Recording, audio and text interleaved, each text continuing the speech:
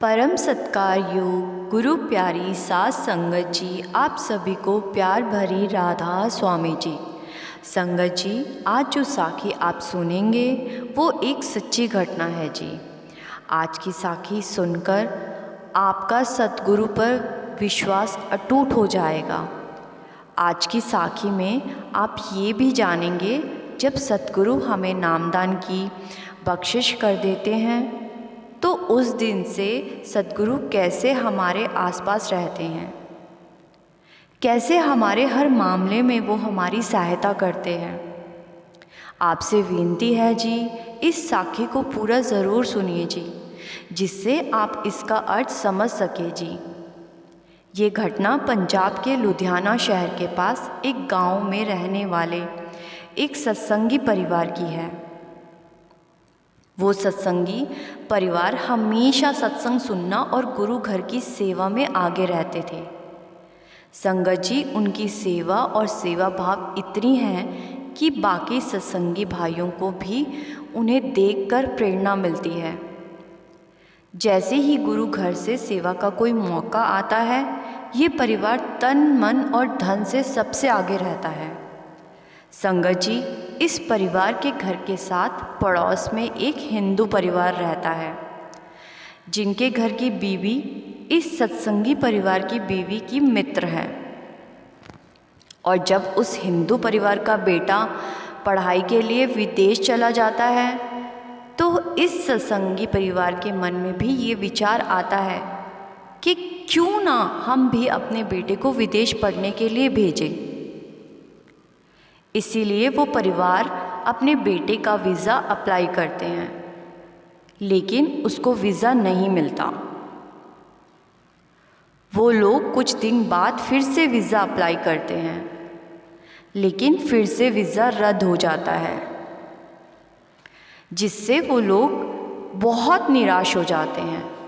बार बार visa apply करके रद्द होने पर उनके बहुत से पैसे भी बर्बाद हो जाते हैं।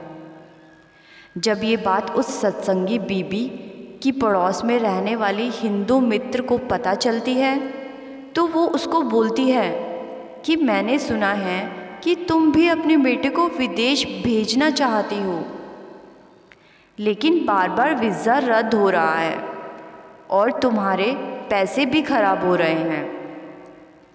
लेकिन तुम चिंता ना करो, जहाँ से हमने अपने बेटे का वीज़ा लगवाया था वहाँ से तुम भी एक बार कोशिश करो। वो बीबी अपनी मित्र के कहने पर एक बार और उसकी कही जगह से वीज़ा अप्लाई करती है, लेकिन इस बार फिर से वीज़ा रद्द हो जाता है, जिससे वो सत्संगी बीबी बड़ी हताश हो जाती है और सोचती है कि सबके बच्चे विदेश जा रहे हैं, लेकिन मेरा ही बेटा इतनी बार कोशिश करने पर भी विदेश नहीं जा पा रहा। वो बहुत ज़्यादा निराश हो जाती है। हिंदू परिवार की उसके मित्र उसको सलाह देती है, तुम मेरे साथ हमारे कुल पंडित के पास चलो और बेटे की कुंडली भी साथ लेकर चलो।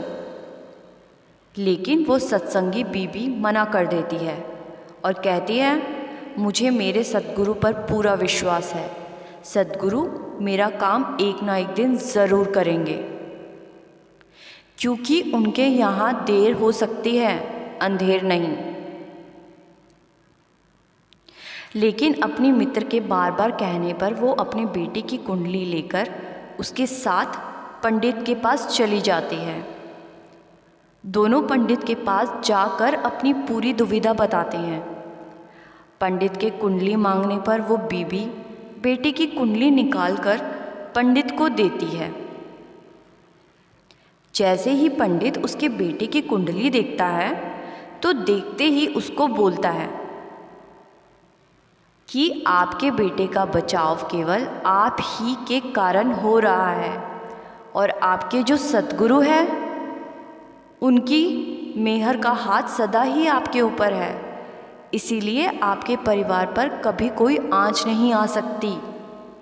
वो आपके अंग संग ही हैं। उनकी अपार कृपा आप पर बरस रही है और इस कुंडली के हिसाब से यही बात बन रही है कि अगर अभी आपका बेटा विदेश चला गया तो आपका बेटा गलत रास्ते पर चलने लगेगा और नशे करने लगेगा।